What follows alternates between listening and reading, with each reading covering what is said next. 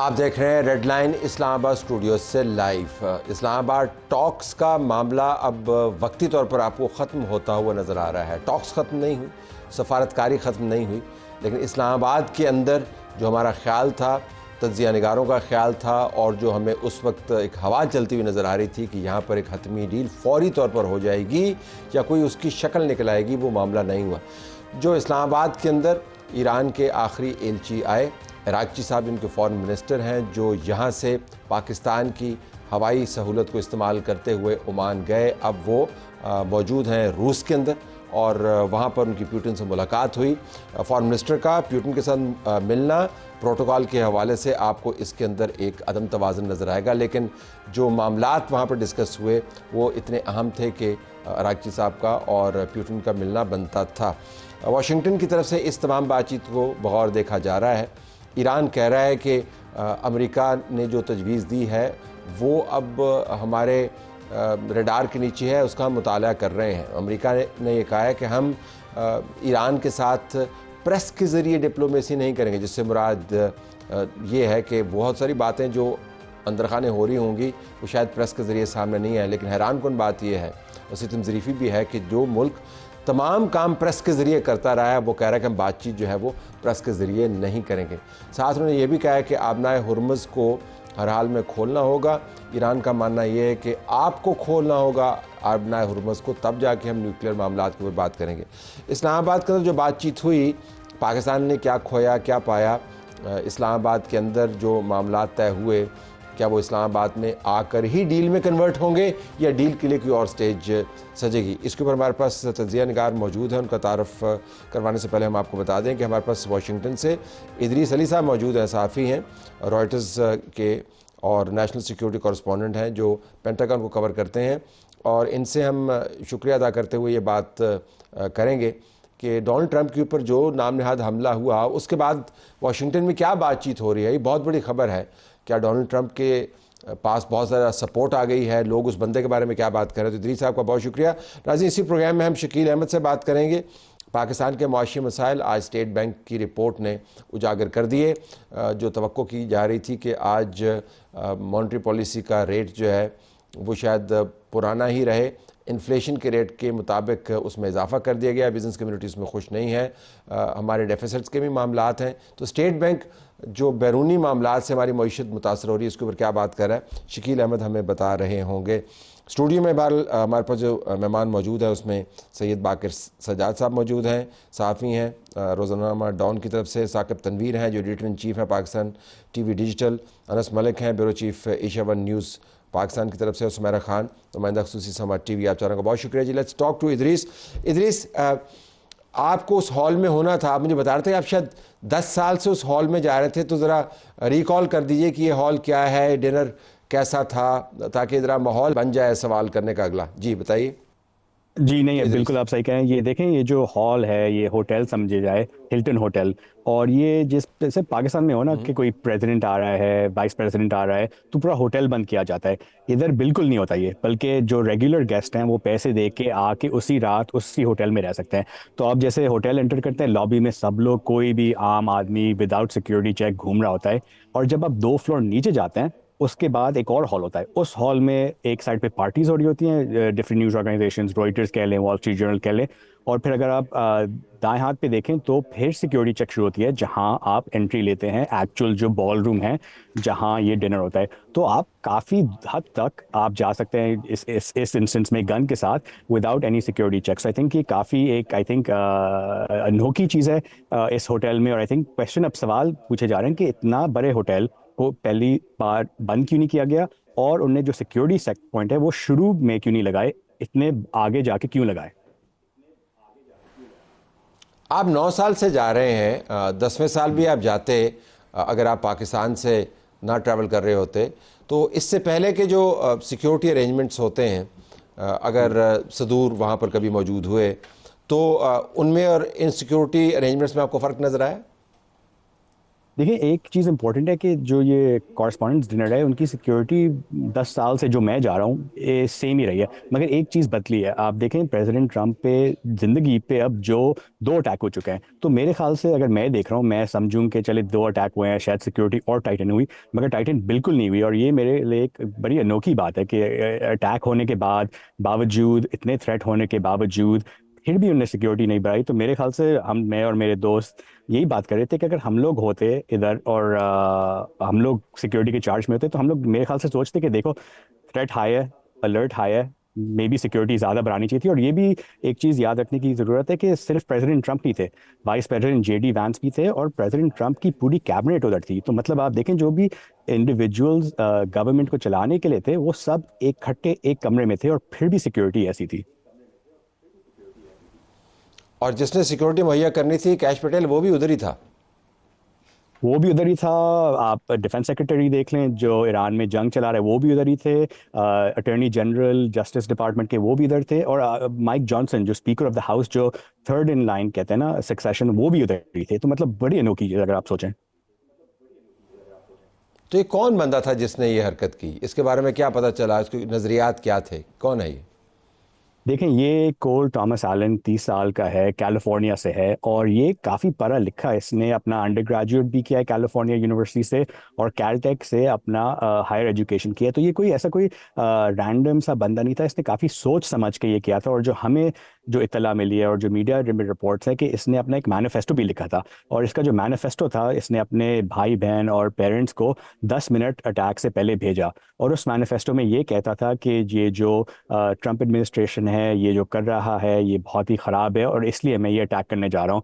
तो इसके बारे में इतना पता नहीं है, मगर हमें ये लग रहा है कि ये काफ़ी लिबरल सोच से बंदा था, काफ़ी वेल एजुकेटेड बंदा था। इसकी जो अपब्रिंगिंग थी, इसकी जो फैमिली लाइफ थी, अभी तक जो हमें पता है वो काफ़ी मतलब कोई इश्यूज ऐसे नज़र नहीं आए। और जैसे हम लोग जिस लोगों से बात करते हैं ना वो कहते हैं कि देखें शूटर या जो मिलिटेंट के जो बैकग्राउंड होता है ये इंसान जो है, ये जो आदमी है ये बिल्कुल फिट नहीं करता, क्योंकि यूजली एक कोई रेड फ्लैग होते हैं कि ऐसे व्यूज़ होते हैं कि जो इनके दोस्तों को पता हो या कंसर्न हो, मगर इस केस में कोई ऐसा अभी तक लग नहीं रहा। अभी कोई चंद घंटों में ये कोर्ट में आएगा, डिस्ट्रिक्ट कोर्ट DC के जो डिस्ट्रिक्ट कोर्ट है उसमें लाएंगे और मेरे ख्याल से जब चार्जशीट निकलेगी ना तो फिर इनकी जो मोटिवेशंस है और इनकी जो आइडियोलॉजी है वो ज़्यादा पता चलेगी। मगर हमें ये पता भी है कि उनके पास 2 गन थी और ये दोनों गन उन्हें कैलिफोर्निया से ली, कैलिफोर्निया से DC लेकर आए।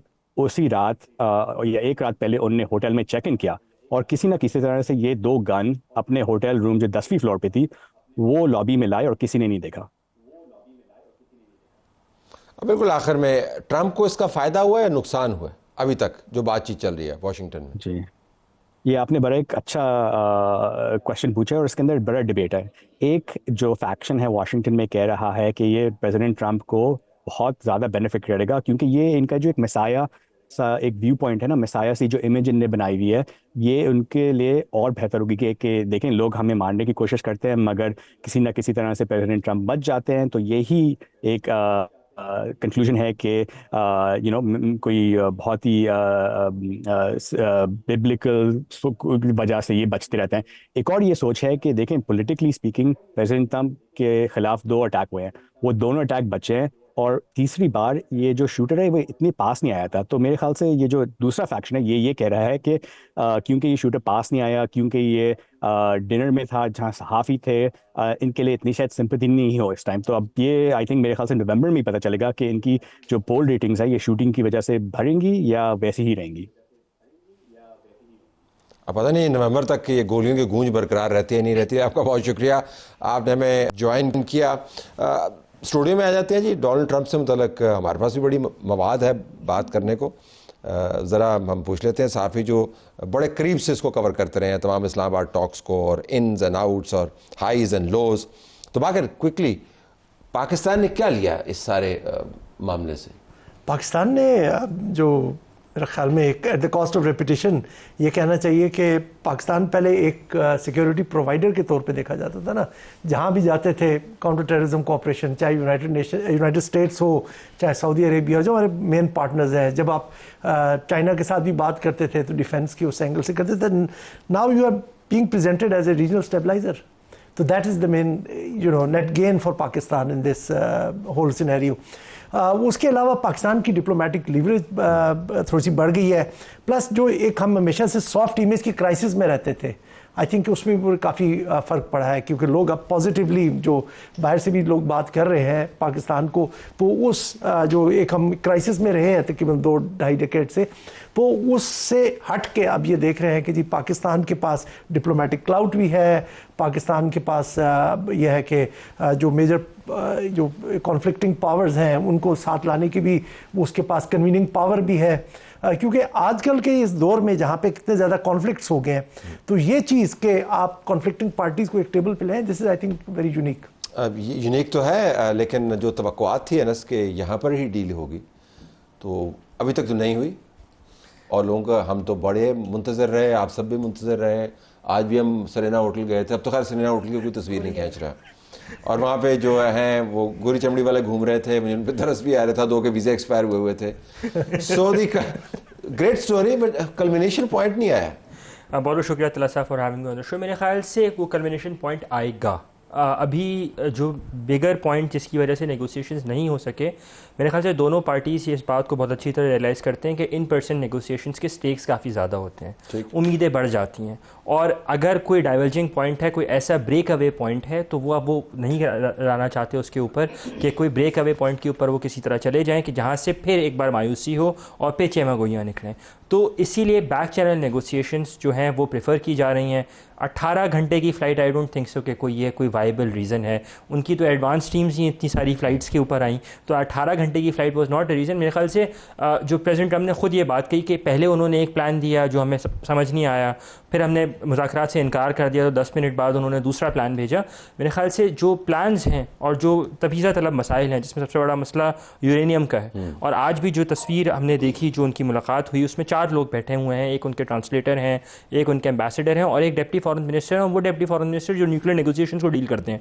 तो मेरे ख्याल से यूरेनियम वाला जो मसला है, उसकी मूव का, उसको कैसे लेके चलना है, कहाँ जाएगी भी तो कहाँ जाएगी, कैसे जाएगी, बैक चैनल कम्युनिकेशन चलते रहेंगे, और जब तक मामला सेटल डाउन नहीं हो जाते कि हाँ अब ऐसे है कि ठीक है कि उसको फॉर्मलाइज करके डील के लिए लेके आएँ, तब तक ये इन पर्सन नेगोशिएशन की तरफ नहीं आएगी बातचीत। हमने साकिब एक्सपेक्टेशंस बड़ी मैनेज की इस हद तक कि हमने मालूमात, एक साहब ने, मैं दोबारा दोहरा दूँ, मैंने एक ट्रांसलेशन में कहा था, उन्होंने कहा था जान दे देंगे, मालूमात नहीं देंगे आपको, और अल्हम्दुलिल्लाह खैर जान उनकी बची, अल्लाह उनको सलामत रखे, लेकिन मालूमात भी उन्होंने नहीं दी। लेकिन इसके बावजूद एक्सपेक्टेशंस लेवल बहुत हाई थी। हमारे बहुत सारे दोस्त जो हैं वो एक्सपेक्टेशंस के बहाव में बहते चले गए और कहा जी कि ये तो बस फ़ौरन अब हुआ कि तब हुआ। उसकी वजह क्या है? आई थिंक जो वर्ड आपने यूज़ किया ना कल्मिनेशन पॉइंट का, आई थिंक वो कल्मिनेशन पॉइंट पाकिस्तान ने कभी एक्सपेक्टेशंस, पाकिस्तानी गवर्नमेंट ने एक्सपेक्टेशंस कभी इतनी बढ़ाई नहीं थी। अगर आप आज से 2-3 हफ्ते पहले जो है वो चले जाएं, तो गवर्नमेंट की तरफ से जो ऑफिशियल नैरेटिव दिया जा रहा था वो ये था कि हमने अपना काम कर दिया है, हमने सीज़ फायर अचीव कर लिया है, जो कि बहुत बड़ा था, और हमने दोनों को टेबल पे भी बिठा दिया है। इससे ज़्यादा हमारा काम नहीं है, दोनों आपस में बात करेंगे, दोनों की डील होती है नहीं होती है, हमारा इससे कोई ताल्लुक नहीं, जो सक्सेस हमने लेनी थी वो हमने ले ली। बट उसके बाद जब ये सीज़ फायर हुआ, उसके बाद फिर ट्रंप ने अनाउंस किया कि जब वो दोबारा ये डील ख़राब हो सकती है, उसके बाद फिर पाकिस्तान से एक एक्सपेक्टेशन ये हुई कि पाकिस्तान शायद अब फैसिलिटेटर के रोल से आगे मीडिएटर के रोल पे जा रहा है। आई थिंक वो रोल पहले भी पाकिस्तान का था, बट पाकिस्तानी गवर्नमेंट ने कभी उसको एक्नॉलेज नहीं किया था, शायद जिसकी वजह से पाकिस्तानी गवर्नमेंट से जो है वो कुछ एक्सपेक्टेशन हुई कि हम लोग मीडिएट करेंगे। But in terms of culmination point, in terms of Pakistan की सक्सेस, आई थिंक वो पाकिस्तान ने उसी दिन अचीव कर ली थी जब प्राइम मिनिस्टर शहबाज शरीफ ने ट्वीट की कि दोनों साइड्स को सीज़ फायर करना चाहिए। उसके 2 घंटे के अंदर दोनों साइड ने उस बात को एक्नॉलेज किया, और पाकिस्तान एक ऐसी पोजीशन के ऊपर आया जो आई थिंक मेरे लाइफ टाइम के अंदर शायद आप आई थिंक 1998 के जो ब्लास्ट हैं उसके बाद से इतनी बड़ी इंपॉर्टेंस पाकिस्तान को शायद कभी नहीं मिली। So I think culmination point Pakistan का इन टर्म्स ऑफ टॉक्स आ चुका है, डील होगी, वो आइसिंग ऑन द केक होगा। वो आइसिंग, अगर आपको उसको खबर तो बताया मैं हमारी फोन पे देखते हैं। ये फरमाइएगा कि ये जो एक्सपेक्टेशंस हैं, तवक्कुआत जो थी, इन तवक्कुआत को बढ़ाने में ईरान का और अमेरिका भी बड़ा हाथ था। ईरान के एम्बेसडर ने यहाँ पर बयान दिया जी कि पहले राउंड के अंदर तो तकरीबन तमाम मामला तय हो गए थे और अमेरिकन उठ के चले गए, तो हमें लगा कि बहुत सारी चीज़ें तय हो चुकी हैं। और उधर से डोनाल्ड ट्रंप रोज़ाना कह रहे थे कि बस ये 24 घंटे की बात है, 48 घंटे की बात है, लेकिन अब ये लिंगर ऑन कर रहा है।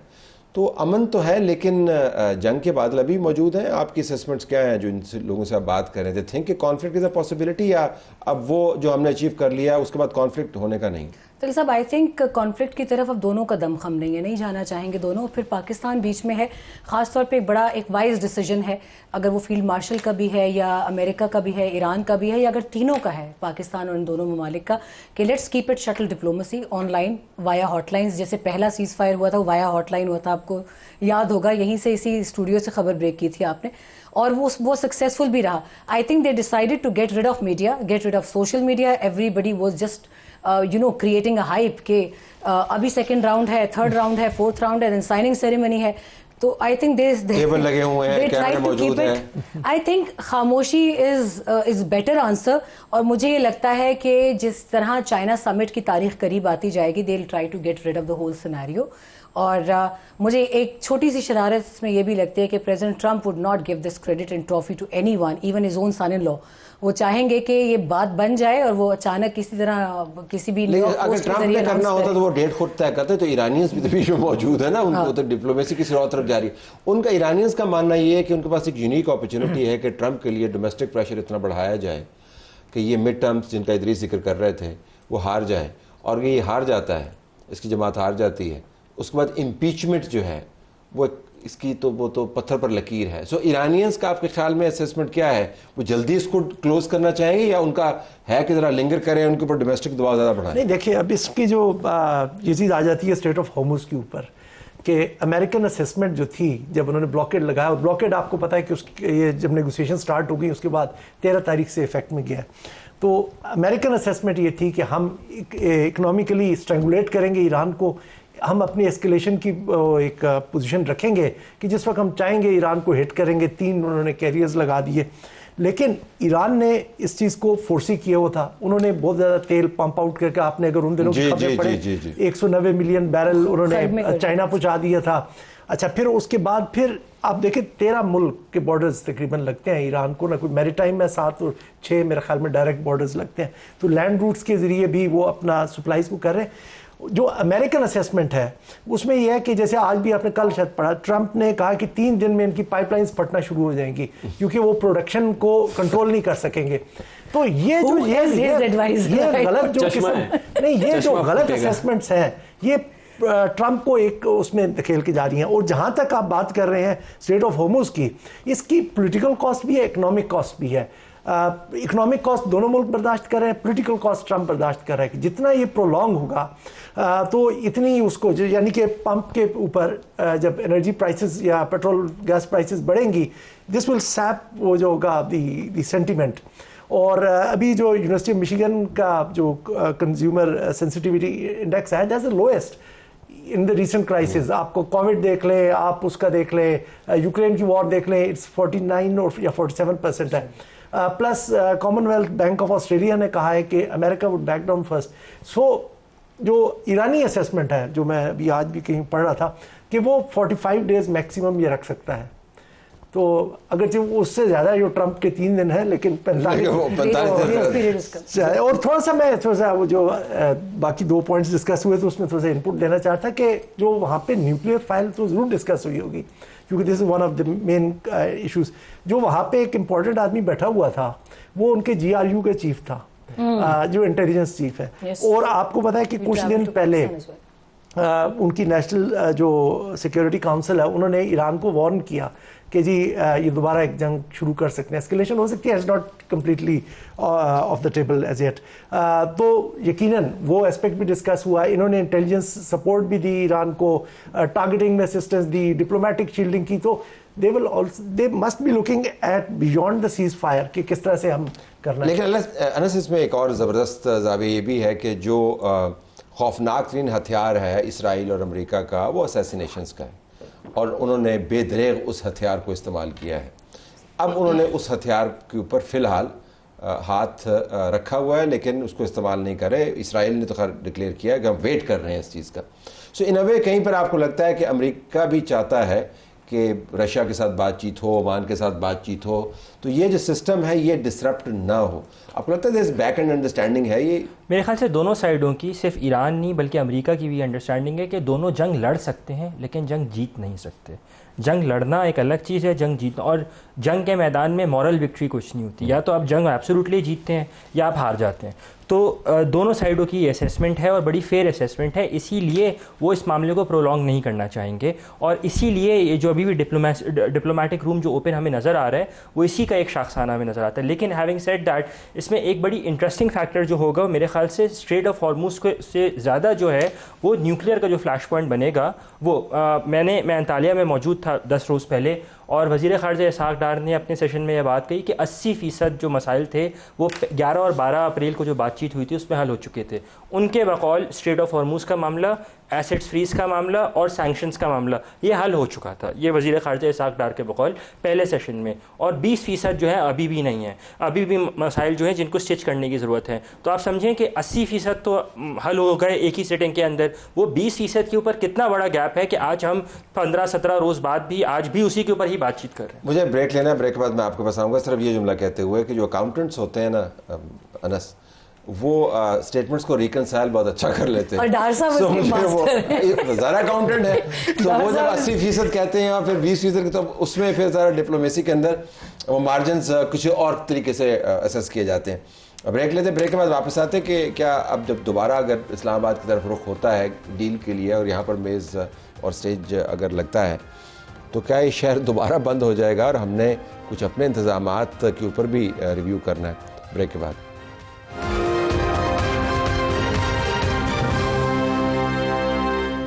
इस्लामाबाद टॉक्स का मामला अब किसी और तरफ चला गया, लेकिन अभी भी कहा जा रहा है कि इस्लामाबाद के अंदर ही डील होगी। तो सुमेरा बताइएगा कि जब डील होगी तो फिर दोबारा से वही कुछ होगा जो होगा? मैं इस वजह से कह रहा हूँ कि तमाम नहीं, अभी आपने इदरीस की बात सुनी कि जिन होटल्स के अंदर अमेरिकी सदर, जिसकी दुनिया के अंदर लेयर वाइज सबसे ज़्यादा सिक्योरिटी होती है, उसके बावजूद होटल के बाकी जो है ना कॉरिडोर्स खुले हुए होते हैं। अब सारा शहर अपना दारुल खिलाफा बंद नहीं करते। सो फिर दोबारा से वो होगा या आपके ख्याल में कुछ ऐसी तजवीज़ हम दे सकते हैं कि भाई कुछ और करें? खैर वो व्हाइट हाउस वाला जो जो डिनर वाला था वो तो मुझे बिल्कुल पल्प फिक्शन वाली स्टोरी लगी मुझे। हाँ वो तो हुआ, but in terms of security so Islamabad दोबारा से बंद होने की कोई आपके पास खबरें फिलहाल तो नहीं? फिलहाल नहीं है तले साहब, लेकिन जब ऐसा होगा और अगर for example one fine morning Trump कह दे कि I am going to sign this agreement in Islamabad and thank you Islamabad and field marshal is my favourite, तो जाहिर है फिर तो सिटी बंद होगा। प्रेसिडेंट का आप हंस रहे, लेकिन प्रेसिडेंट का प्रोटोकॉल आपने देखा, सीक्रेट सर्विस और उनकी सिक्योरिटी की जो लेयर्स यहाँ थी, डिप्लोमेटिक एनक्लेव भरा हुआ था, उनका जितना इक्विपमेंट था सर्वेलेंस का that was lying at Noor Khan base. और अभी जब वो गए हैं तो the entire clutter is clear, but they can come back any time. और मुझे ये सेंस आ रही है कि जो चाइना समिट है, before like departing for that summit, I think he would like to get rid of this pending matter off the table. लेकिन आपने 45 डेज का करा नहीं, मतलब वो एक एस्टिमेशन है कि वो बर्दाश्त कर सकते हैं। ईरानियंस नहीं चाहेंगे कि उसको कोई एडवांटेज उसके अंदर मिले। Coming back to you Saqib on this, ये जो मामला है हमने कि कैसे मैनेज करते हैं अपने दारुल खिलाफा को, एक तरफ से हमने दुनिया के अंदर बड़ा नाम भी बनाया, हमने मीडिएशन की, दुनिया को बहुत बड़े कॉन्फ्लिक्ट से हटाया, ऑफ रैंप ऑफर किया, सीज फायर हुई, सीज फायर एक्सटेंशन हुई, ये बहुत बड़े टेक अवेज हैं। लेकिन जो तस्वीरें बनती हैं दारुल खिलाफा के बारे में वो भी एक सॉफ्ट इमेज का एंटीडोट है। तो आपको लगता है कि कोई ज़्यादा उसका असर हुआ कि सारा शहरी आपने बंद कर दिया? Was that a news? मैं तो उसको फॉलो नहीं कर रहा था। आई थिंक ये इंटरनेशनल मीडिया पर न्यूज़ थी, कुछ जो है वो जो डोमेस्टिक ऑर्गेनाइजेशन है उन्होंने भी इसको रिपोर्ट किया। बट आई वुड से कि अगर आप इतने बड़े लेवल के ऊपर एक टॉक्स को होस्ट कर रहे हैं, एंड माइंड यू ये कोई नॉर्मल टॉक्स नहीं है, इसमें एक डेलीगेशन ऐसा आ रहा है जो कि एक कंट्री की हिट लिस्ट के ऊपर है। वो उसको जो है वो हवा में भी गिरा सकते हैं, यहाँ पे भी गिरा सकते हैं, और यहाँ पर अगर उनको गिराया जाए या यहाँ पे उनको असैसिनेट करने की कोशिश की जाए तो पाकिस्तान के लिए कितना बड़ा प्रॉब्लम हो सकता है। फिर उसके बाद और भी स्पॉयलर्स हैं, अफगानिस्तान है, इंडिया है, बहुत सारे एक्टर्स इसमें हैं, सो जिसकी वजह से पाकिस्तान को आई थिंक बहुत कॉशियस होना है, और जिसकी वजह से ये तमाम एक्शंस लिए गए। आई एम श्योर जो है वो कुछ शहरियों को इसमें जो है वो प्रॉब्लम हुई है, बट जो पाकिस्तान इससे गेन कर रहा है आई थिंक उसकी कॉस्ट उससे कहीं जो है वो बेहतर है। अब मैं आपको एक एग्जांपल दूंगा, अगर आप डावोस जाएं वहाँ पर, अगर आप वहाँ पर सिक्योरिटी का लेवल देखें तो जैसे आप वहाँ पर एंटर हो रहे होते हैं तो एंटी एयर गन वहाँ पे उन्होंने लगाए वहाँ पे, उनकी आर्मी ने उसको कम्प्लीटली टेक ओवर किया होता है। और ये नॉर्मल इवेंट है, हेड्स ऑफ स्टेट्स वहाँ पर आते हैं, ट्रंप आए या ना आए।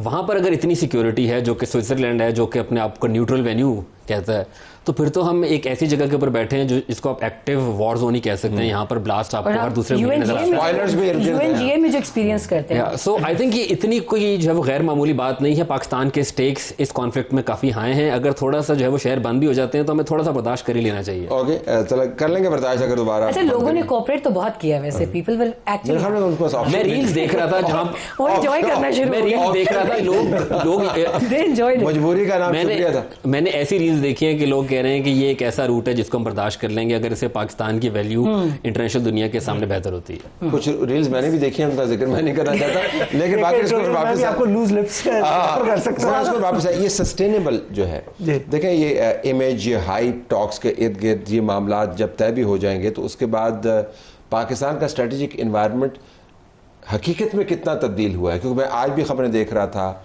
दोबारा से बाजोड़ के अंदर हमले हैं, हिंदुस्तान की तरफ से बयानात हैं, तो हमारे चैलेंजेस बड़े ग्रिम किस्म के हैं।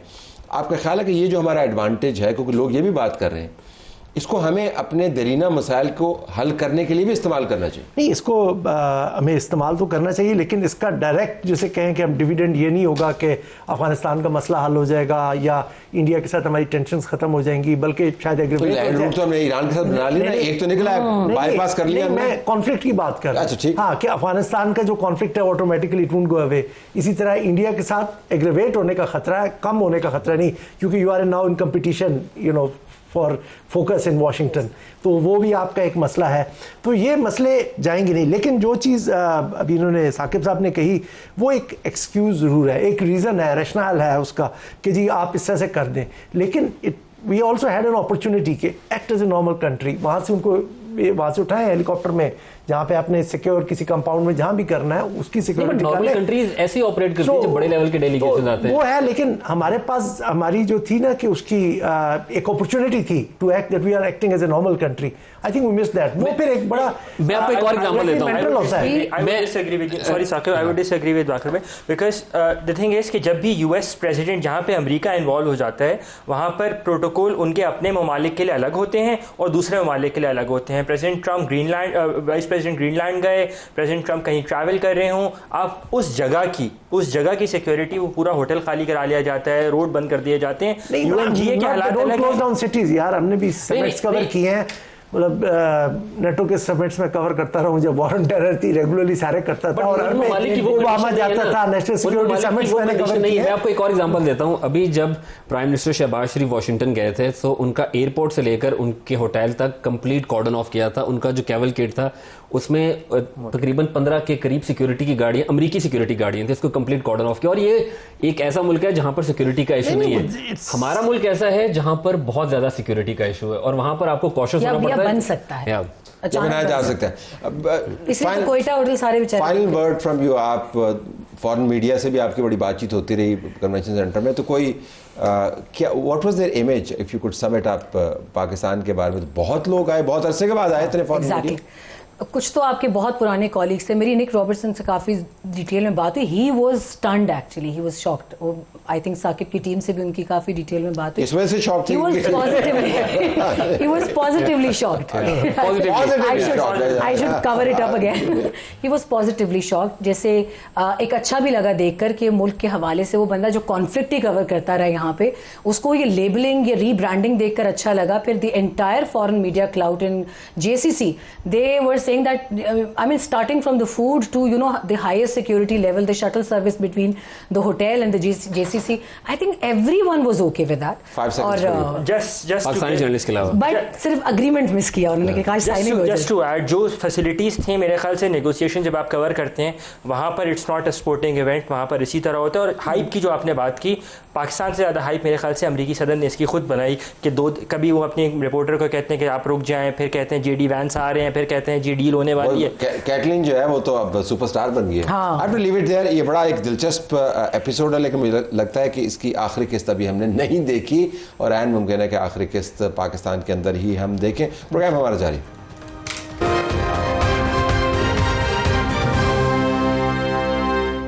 पाकिस्तान की मईशत को बड़े चैलेंजेस हैं। आज स्टेट बैंक ऑफ पाकिस्तान ने शरह सूद के अंदर इजाफा कर दिया, जिसके ऊपर बिज़नेस कम्युनिटी तिलमिला उठी और उन्होंने कहा कि इससे छोटे और दरमियाने दर्जे के जो बिज़नेस हैं वो तो बर्बाद हो जाएंगे, मैन्युफैक्चरिंग जो है वो बंद हो जाएगी। तो रद्द-ए-अमल बड़ा सख्त आया है। शकील अहमद जो हमारे सीनियर रिपोर्टर हैं, समा टीवी के, कवर करते हैं मईशत को, वो हमारे साथ मौजूद हैं। शकील, ये बताइएगा कि ये तवक्को थी कि शरह सूद बढ़ा दी जाएगी, क्योंकि बिज़नेस कम्युनिटी तो सोच रही थी कि आने वाले महीनों में शायद शरह सूद जो है वो नीचे हो और वो मज़ीद अच्छे आसान कर्जे ले पाएँ।